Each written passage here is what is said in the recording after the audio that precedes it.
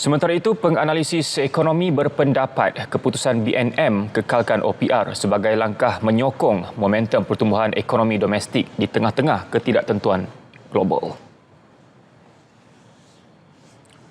Menurut Profesor Madya Dr. Aimi Zulhazmi Abdul Rashid, keputusan MPC itu dibuat berdasarkan penilaian data semasa.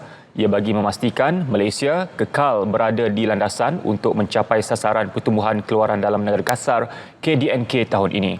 Jelas beliau, walaupun ekspor negara menunjukkan prestasi yang memberangsangkan, persekitaran luar kekal tidak menentu susulan ketegangan geopolitik serta perubahan dasar perdagangan global. Perubahan pada kadar faedah, pada kadar tarif Amerika Syarikat dikenakan oleh pentadbiran Trump.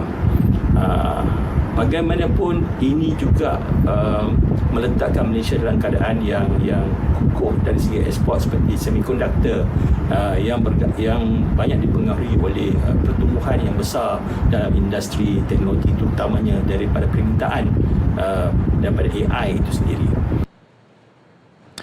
Secara keseluruhan, beliau menyifatkan langkah mengekalkan OPR pada 2.75% mencerminkan pendekatan berhati-hati dalam memastikan kestabilan inflasi.